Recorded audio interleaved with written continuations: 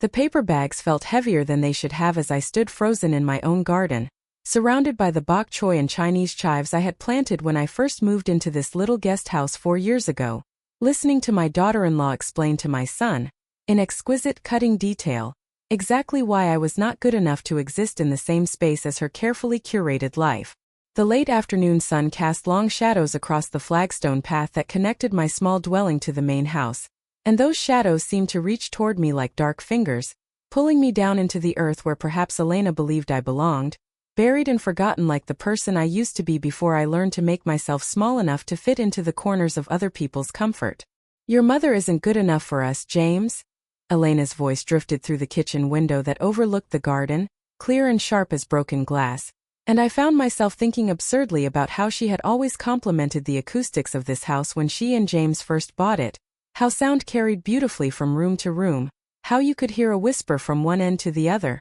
never realizing that this architectural feature would one day turn her own words into weapons that would find their target with devastating precision. "She's an embarrassment and I'm tired of pretending otherwise, tired of making excuses for why she can't attend company events, tired of cringing every time she opens her mouth and that accent comes out, thick and unpolished, reminding everyone at the table that we're not quite as refined as we pretend to be." The groceries I had purchased at the Asian market, the one 40 minutes away because the local stores never carried the right kind of rice, the proper soy sauce, the vegetables that tasted like home, began to slip in my weakening grip, and I had to concentrate on holding them on this simple physical task because if I let them fall, if I let the bags drop and the contents spill across the garden path, I would have to bend down to pick them up and I was not certain my legs would support me. Through such a movement when my entire body felt as though it had turned to water, as though the bones that had carried me through 58 years of life had suddenly discovered they were made of something far more fragile than calcium and marrow.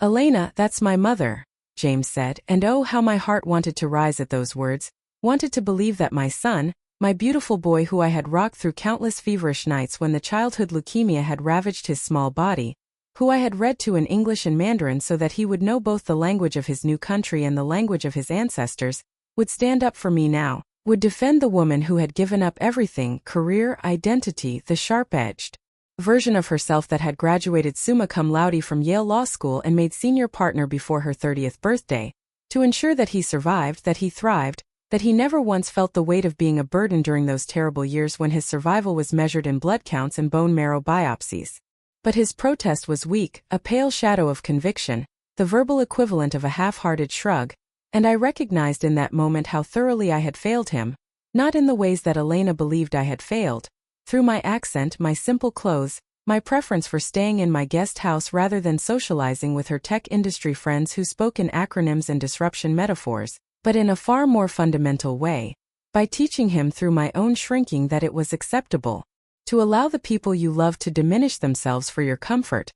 that love meant accommodation and silence rather than fierce, unwavering protection of each other's dignity and worth. "What do you want me to do?" he asked, and I could picture him in the kitchen, leaning against the marble countertop that Elena had insisted they install during the renovation, the one that cost more than some people earned in 6 months, his shoulders slightly hunched in that way he had developed over the years of his marriage, as though he was perpetually bracing himself against the force of his wife's dissatisfaction with the world and everything in it that failed to reflect her vision of perfection. "The assisted living facility," Elena said, and I heard the rustle of papers, could imagine her pulling out brochures she had collected, glossy pamphlets featuring smiling elderly Asian faces in recreational rooms painted in soothing colors that were meant to suggest comfort, but instead evoked the waiting rooms of hospitals where people went to have their time run out in quiet, managed increments. "We discussed this, James, and you know it makes sense. You know she'd be more comfortable with her own kind, with people who speak her language and eat her kind of food and wear those cloth slippers instead of proper shoes. And my colleagues are coming to dinner next week. Richard Morrison is coming, James, my boss, the man who controls whether I get promoted to senior director, and I will not have your mother shuffling around in the background like some kind of immigrant ghost, reminding everyone that you come from nothing, that your father worked as a janitor when he first came to this country, that your family history is written in sacrifice and struggle rather than country clubs and prep schools. The worst part, the part that made something cold and hard crystallize in my chest where my heart had been beating just moments before, was that she was not entirely wrong about the facts she presented, only about their meaning, their value, the way she had taken the story of our lives, David's and mine, and rewritten it as something shameful rather than triumphant, as though arriving in America with $200 and a law degree that no one initially respected, as though working 3 jobs while studying for the bar exam in a language that was not my first, as though building a life from absolutely nothing was somehow less impressive than being born into wealth and coasting on the momentum of other people's achievements. I had loved my husband with a fierceness that had only intensified during the 5 years since cancer had taken him from me, slowly and painfully, his body betraying him the same way James's body had betrayed him all those years ago, and in his final days, when the morphine made him drift between present and past, he had gripped my hand with what little strength remained and made me promise that I would never let anyone make me forget who I was, who we had been together, the empire we had built. From determination and intelligence and the absolute refusal to accept that our immigrant status meant we deserved less than anyone else. "You are Margaret Chan," he had whispered, his voice barely audible above the mechanical breathing of the hospital equipment. "And Margaret Chan bows to no one, begs from no one, diminishes herself for no one." But I had broken that promise, had I not, in the 4 years since his death, in the gradual process of making myself smaller and quieter and less noticeable, convincing myself that this shrinking was temporary, was strategic, was the price of maintaining peace in my son's household and maintaining access to my grandchildren, little Lily with her serious dark eyes and Owen with his infectious giggle, the lights of my life in these twilight years that I had expected to spend traveling with David, finally taking all those trips we had postponed during the years of building careers, and raising a medically fragile child. "She makes us look poor," Elena continued, warming to her theme now, her voice taking on that edge of hysteria that appeared whenever she felt her carefully constructed image threatened by reality, whenever the gap between who she pretended to be on her Instagram feed, successful, sophisticated, effortlessly elegant, and who she actually was, insecure, grasping, terrified of being revealed as ordinary, became too wide to bridge with filters and strategic camera angles. "She makes us look unsophisticated, like we don't understand how people of our position are supposed to live, and I've worked too hard to build my personal brand, to cultivate the right connections, to position myself as someone who matters in this industry, to have it all undermined by your mother cooking fish heads in the kitchen when I'm trying to host a networking event."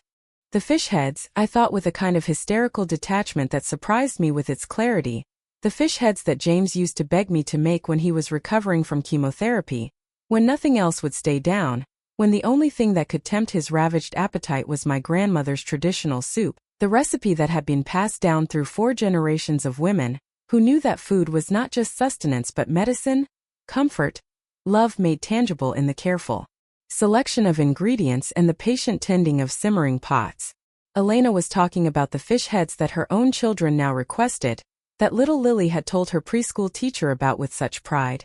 "My Nai makes the best soup in the whole world," not understanding that her mother was ashamed of the very traditions that gave her daughter such joy, such a sense of connection to something larger than the narrow, anxious world that Elena was constructing around them all. "What do you want me to do?" James asked again, and I realized with a sinking sensation that felt like drowning from the inside that he was not asking this question as a challenge, not demanding that Elena reconsider her cruelty, but rather asking for instructions, asking to be told how to execute the plan that would remove his embarrassing mother from his wife's carefully staged life. And in that moment, standing in the garden with my groceries growing heavier and the sun sinking lower and my daughter-in-law's voice, explaining exactly how my son should go about convincing me to exile myself to an institution where I would not contaminate her aspirations with my foreignness, I felt something inside me break, or perhaps it would be more accurate to say that I felt something inside me wake up, something that had been sleeping for so long I had almost forgotten it existed. "Tell her it's for her own good," Elena said, her tone turning practical now, almost businesslike, as though we were discussing the disposal of an old piece of furniture rather than the woman who had given birth to her husband, who had saved his life more times than anyone could count during those terrible years of his illness. "Tell her she'll be happier with people her own age, people who understand her culture. Tell her we'll visit every week. We won't, obviously, but tell her we will. And emphasize that this is about her comfort, her needs, not about us wanting her gone, and whatever you do, don't let her make you feel guilty because she's very good at that, very good at playing the martyr, the suffering immigrant mother who sacrificed everything. And yes, she did sacrifice, I'm not denying that, but that doesn't mean we're obligated to let her sacrifice our future. Our children's future." by association with her. Her poverty aesthetics. Poverty aesthetics, I repeated silently, tasting the words, feeling them settle like stones in my stomach, and I thought about the apartment David and I had shared when we first came to New York, the one-bedroom in Flushing where we had slept on a mattress on the floor and studied by lamplight because we could not afford a desk, where we had entertained our fellow immigrant friends with potluck dinners and big dreams, where I had prepared for the cases that would eventually make my reputation as one of the most brilliant legal minds of my generation, the cases that were still taught in law schools as examples of innovative argumentation and strategic brilliance, back when my name meant something beyond James's mother, or that Chinese woman in the guest house. I stood there as the shadows lengthened and the evening began its slow descent, and I made a decision that felt both terrifying and liberating, the way I imagined it might feel to step off a cliff and discover you had wings you had forgotten you possessed, and that decision was this. I would not go quietly into the assisted living facility, would not accept this exile with the same gracious accommodation I had brought to every other diminishment over the past 4 years, would not allow my daughter-in-law's insecurity and my son's cowardice to write the final chapter of Margaret Chen's story as a sad, shuffling woman in cloth slippers being warehoused with her own kind, until death came as a relief. No, I thought, feeling strength return to my legs, feeling my spine straighten in a way it had not straightened in years, feeling the person I used to be, the person David had loved, the person who had argued cases before federal judges and won, the person who had never once accepted that being an immigrant woman meant accepting less than everything I deserved, rising up from wherever I had buried her beneath layers of accommodation and strategic silence. No, I would not go quietly, and I would not go at all, and what I would do instead was remind them, remind my son, remind my daughter-in-law, remind myself, exactly who Margaret Chen was, exactly what she was capable of when she stopped making herself small to fit into other people's comfort, exactly how dangerous it was to underestimate a woman who had been pretending to be harmless while all along maintaining the capacity to destroy anyone who threatened what she loved. I walked slowly toward my guest house, away from the main house where my son and his wife were plotting my disposal, and with each step I felt myself growing, expanding, becoming again the woman I had been before fear and love and the desire to keep peace had convinced me that smallness was a virtue rather than a surrender, and by the time I reached my door, set down my groceries, and stood in the small living room surrounded by the carefully neutral decor that Elena had chosen because it wouldn't clash with the main house aesthetic, I had already begun to formulate a plan that would change everything, that would show them exactly what they had lost when they decided that Margaret Chen was not good enough for their beautifully curated life. The sun set completely as I opened my laptop for the first time in months, the screen glowing in the darkness like a portal to the person I used to be, and my fingers, which had once typed briefs that changed case law and legal precedent, trembled slightly as I began to search for information about Elena's company, about her boss Richard Morrison, about the carefully constructed facade of success that my daughter-in-law had built and that I was about to methodically, brilliantly, and absolutely mercilessly tear down because they wanted to send me away to live with my own kind. And what they had forgotten, what they had never bothered to learn, was that my own kind were not elderly immigrants playing mahjong in recreation rooms, but rather sharks in expensive suits who circled weakness and struck without mercy. And I was about to remind them that a shark does not stop being a shark just because it has been swimming in shallow water for a while,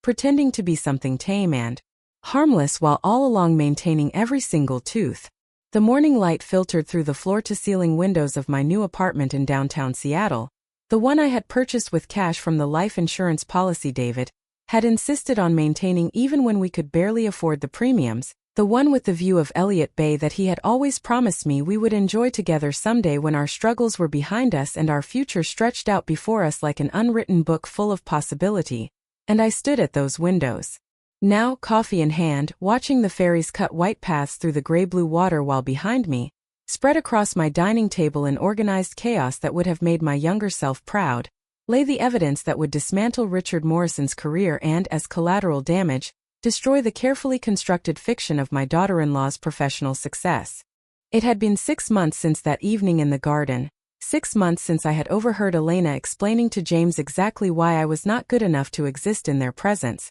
And in those 6 months I had transformed myself from the shuffling, apologetic woman in cloth slippers who spoke in simplified English and kept her brilliance hidden like a shameful secret into something else entirely, Something that made the junior associates at Linda Wong's firm whisper nervously when I walked past. Something that made opposing counsel request continuances when they learned I was representing the plaintiffs. Something that reminded me, with every successful motion, every devastating cross-examination, every moment when I felt my mind working at full capacity again after years of deliberate dormancy, that I had not lost myself permanently in those years of making myself small, but had merely set aside certain tools that I could pick up again whenever I chose to stop pretending that mediocrity was a virtue.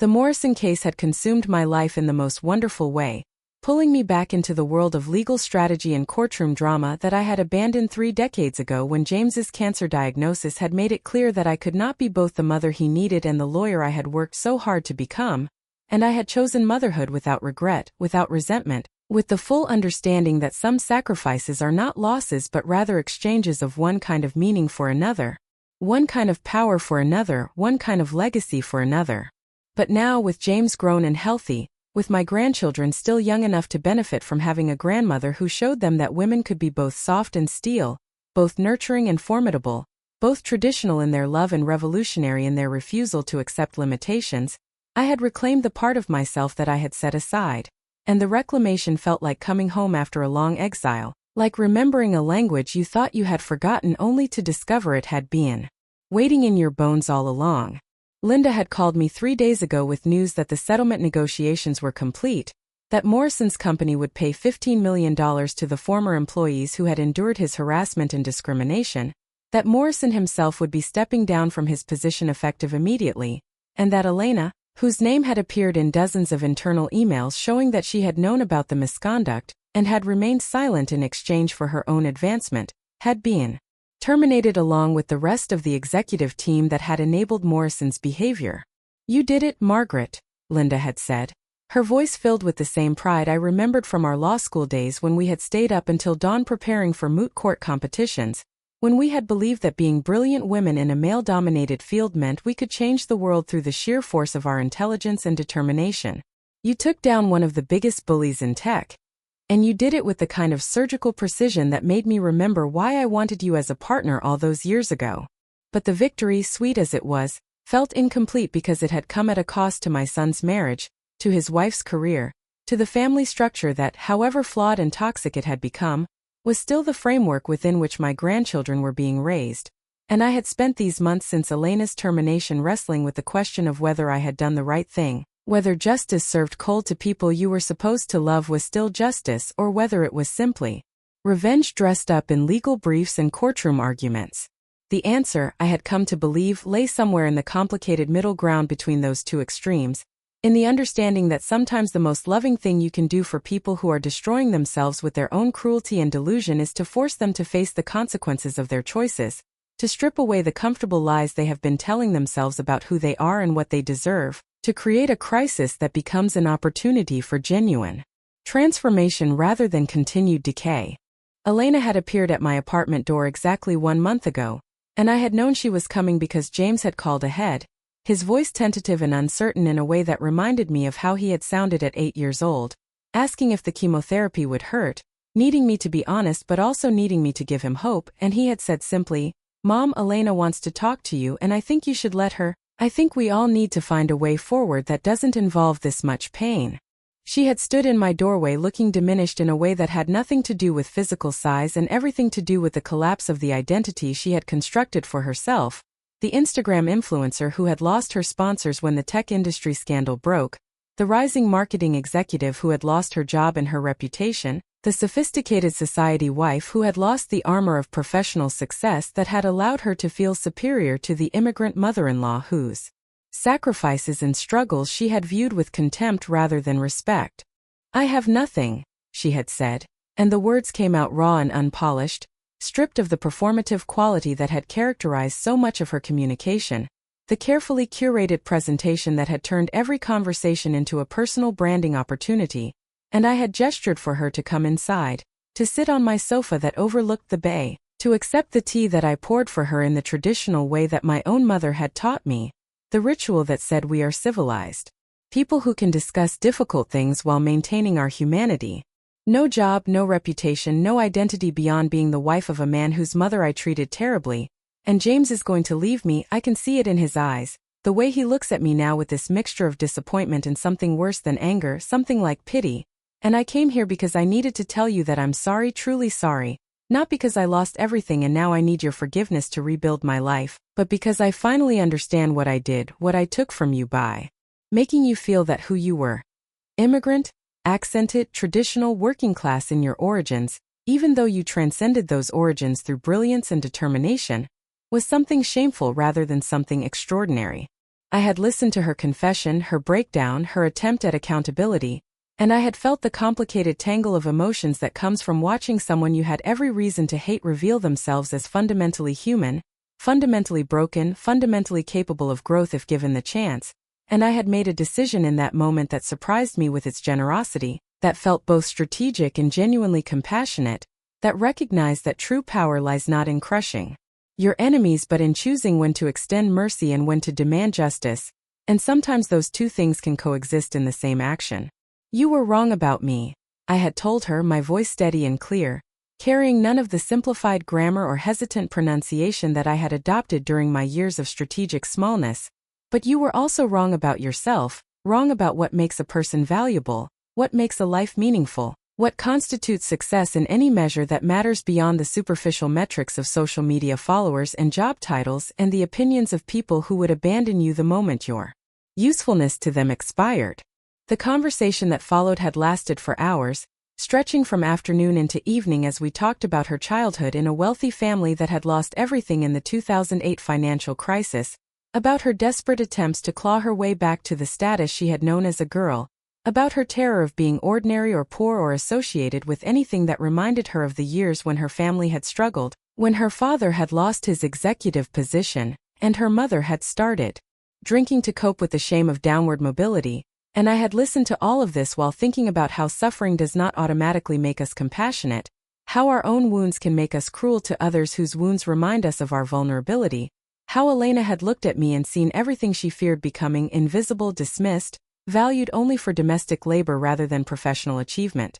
and had attacked me as a way of attacking her own fears, her own internalized belief that immigrant poverty was a stain that could contaminate her carefully bleached life. I don't know how to be the person I need to be, she had said finally, as the lights of the city began to twinkle in the darkness beyond my windows, as the ferry boats continued their patient crossing of the bay, as the world outside continued its indifferent rotation while inside my apartment two women who had been enemies tried to find a path towards something that might eventually resemble peace. I don't know how to raise my children to value the things you value: heritage, sacrifice, the kind of strength that doesn't require an audience, when I've spent so long teaching them, through my example if not my words, that the only things that matter are the things other people can see and admire and envy. Then learn, I had told her. And in those two words I had offered her something I had not initially intended to offer, a conditional amnesty, a chance at redemption that would require genuine work and genuine change rather than performative apologies and temporary good behavior.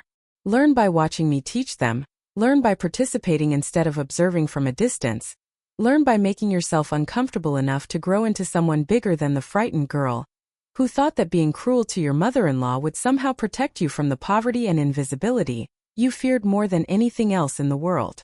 That conversation had been the beginning of something I had not anticipated when I set out to destroy Richard Morrison's empire, and, as collateral damage, dismantle Elena's professional life. A slow and often painful process of reconstruction that involved Elena coming to my apartment twice a week to learn how to cook the traditional Taiwanese dishes that her children loved, to practice speaking basic Mandarin so that she could communicate with them in the language of their heritage, to hear stories about my journey from Taiwan to America, from struggling immigrant to successful lawyer to devoted mother to the woman I was becoming now. Someone who contained all of those identities without being limited by any single one of them. James had joined us sometimes, and I had watched my son rediscover parts of his history that he had allowed Elena's shame to bury,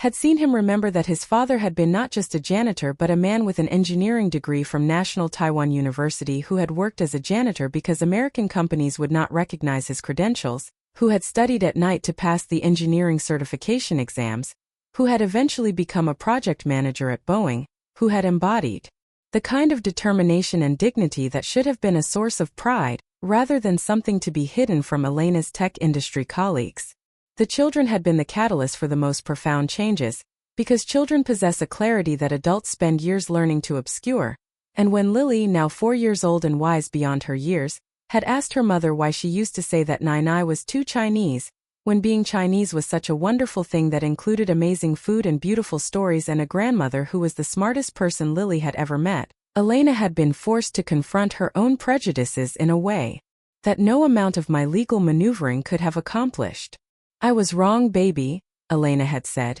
and I had been present for this conversation, had witnessed my daughter-in-law's genuine remorse as she held her daughter and tried to explain adult failures to a child who deserved better than the casual racism and class anxiety that had characterized her mother's worldview. I was scared and confused, and I thought that being different was the same as being less, but Nai has taught me, is teaching me,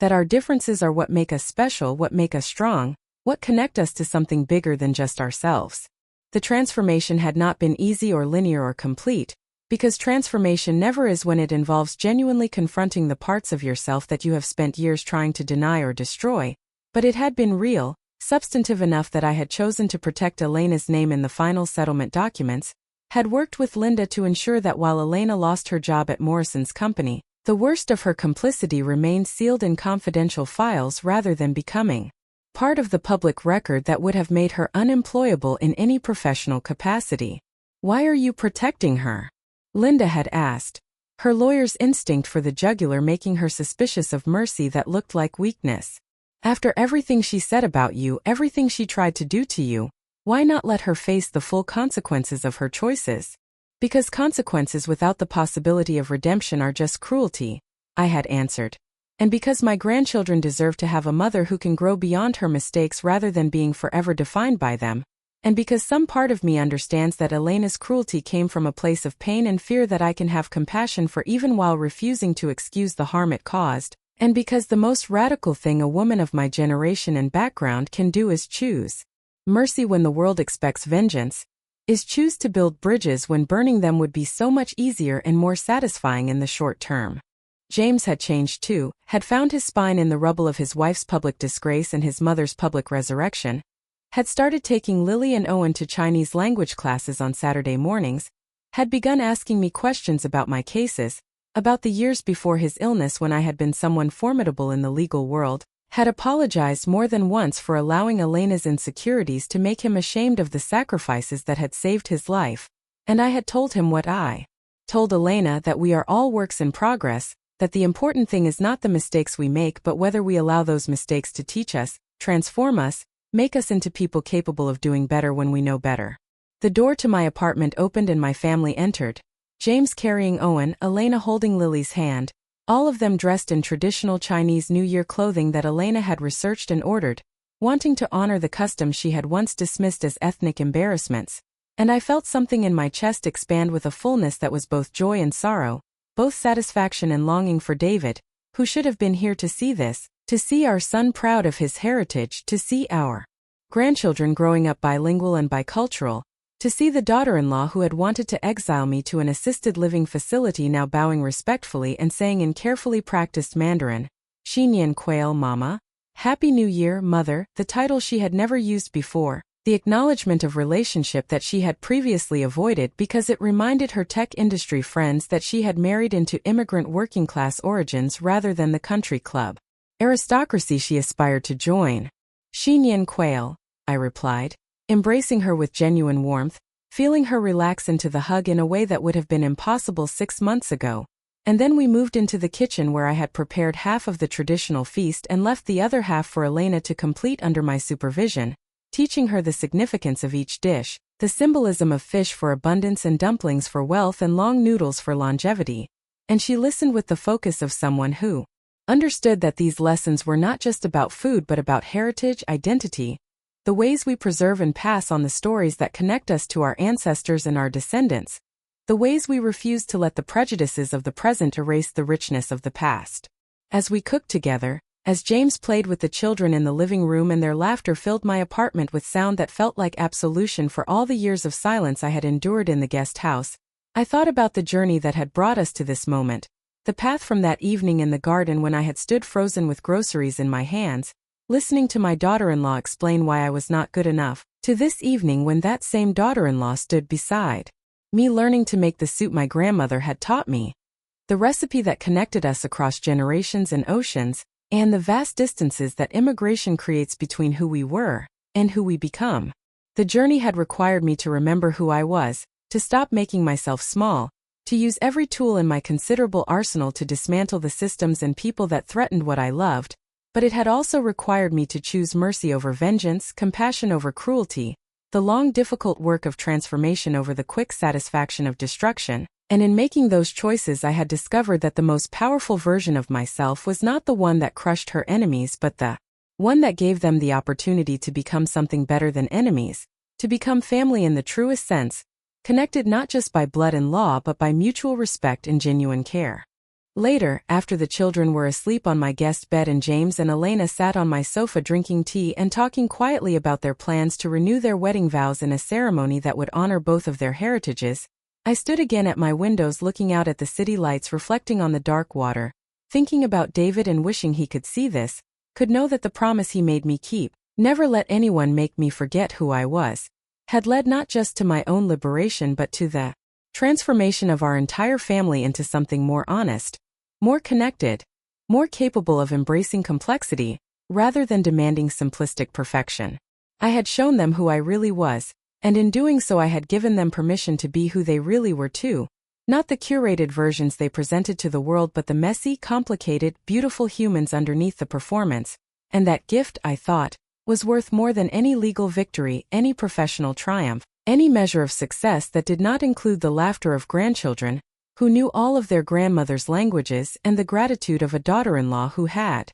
learned that being good enough was never about erasing your differences but about celebrating them, never about making yourself small but about taking up all the space you deserved, never about accepting other people's limited vision of who you could be but about insisting on the fullness of your own becoming, and in that insistence, that refusal to be diminished, that choice to rise again and again from whatever ashes life presented, we found not just survival but the kind of flourishing that transforms not just individuals but entire legacies, entire futures, entire understandings of what it means to be family, to be strong, to be enough exactly as we are. The gallery walls gleamed white and pristine in the mid-morning light, and I stood at the entrance of the exhibition space at the University of Washington School of Law, watching as students and faculty members filed past the framed photographs and documents that chronicled what the curator had called the remarkable career and enduring influence of Margaret Chun, legal pioneer and advocate for immigrant rights, feeling that peculiar mixture of pride and discomfort that comes from seeing your own life reduced to carefully selected moments and achievements, as though the messy complexity of lived experience could be distilled into captions and chronology, and the kind of narrative coherence that real life never actually possesses. It had been 3 years since that Chinese New Year dinner in my apartment, 3 years since the fragile peace between Elena and me had begun its slow transformation into something that resembled genuine affection, and Lily, now 7 years old and already reading at a 5th grade level in both English and Mandarin, stood beside me holding the hand of her baby sister, 3-month-old Margaret Mei-ling Chan, named for me and for the Taiwanese grandmother she would never meet. "Nai, is that really you?" Lily asked, pointing to a photograph from 1989, my Yale Law School graduation photo where I stood in my cap and gown with an expression of fierce determination, looking directly at the camera with eyes that knew exactly who I was and exactly what I intended to become. "That was me," I confirmed, smiling down at her serious face. "A very long time ago, before I was your Nai, before I was your daddy's mama, when I was just Margaret, trying to prove that an immigrant girl with an accent could be just as brilliant as anyone else in that room." "You're still brilliant," Lily said with the absolute conviction that children possess before the world teaches them to qualify their certainties, and then she added with the kind of blunt honesty that made me love her even more. "Mama says you're the smartest person she's ever met, and that she was really, really stupid when she didn't see it." Elena appeared then with baby Margaret sleeping against her shoulder in one of the traditional Meitei carriers that I had taught her to use, the kind of cloth baby carrier that had been used in Taiwan for generations, and that Elena now wore with pride, with an understanding that honoring tradition was not about rejecting modernity, but about maintaining connection to the wisdom of the past. "The curator wants to know if you'll say a few words at the opening reception," Elena said, her Mandarin much improved though still heavily accented, still marked by the occasional grammatical error that she accepted with good humor rather than the defensive embarrassment that would have characterized her response 3 years ago. The reception that evening drew a larger crowd than the curator had anticipated, and I saw Linda Wong standing near the back of the gallery, her expression proud as she watched me take my place at the small podium beneath a photograph of me arguing before the Ninth Circuit Court of Appeals in 1988, young and fierce and absolutely certain that my intelligence would be enough to overcome any prejudice. I began speaking, telling them about my journey from Taiwan to America, from struggling immigrant to successful lawyer to devoted mother to the woman I was now, someone who contained all of those identities without being limited by any single one. And I saw Elena in the audience holding baby Margaret, tears streaming down her face as I described the years of making myself small, the pain of setting aside my professional identity, the moment in the garden when I had heard her words and decided that I would not accept exile, would not accept erasure. The question I am asked most frequently, I told the assembled crowd, my voice carrying the authority of someone who had earned the right to speak these truths,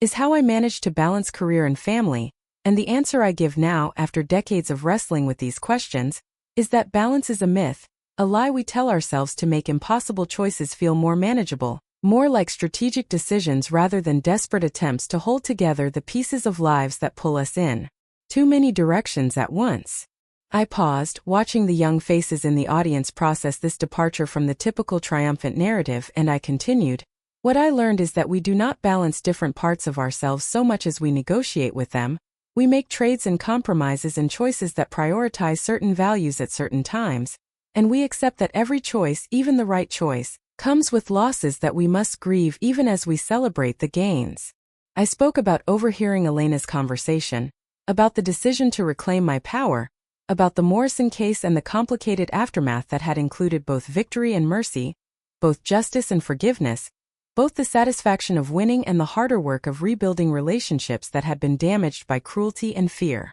What I want you to understand, I concluded, looking out at these young lawyers who reminded me so much of my younger self, is that your worth is not determined by your achievements, your value is not measured by your victories, and the most radical thing you can do in a world that wants to reduce you to a single story is to insist on your right to be complex, contradictory, capable of transformation, capable of choosing different priorities at different times without that meaning you have failed or compromised some essential truth about who you are. The applause was thunderous, and I stepped down from the podium to be surrounded by students asking questions, but my attention was drawn to Elena, who had made her way through the crowd with baby Margaret still sleeping peacefully against her shoulder, and when she reached me she said simply, "Thank you for not giving up on us, for showing us who you really were, for teaching me that being good enough means being brave enough to grow beyond your fears." We left the gallery together as a family, walking out into the Seattle evening with its perpetual mist and its smell of salt water,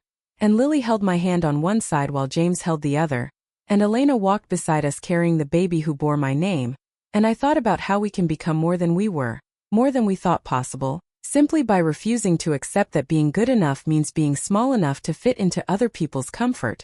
and instead insisting that we deserve love that does not require us to diminish ourselves, and committed to passing on to the next generation not the lesson of smallness but the legacy of becoming, always becoming, never finished but always reaching toward the fullest expression of who we have the courage to be.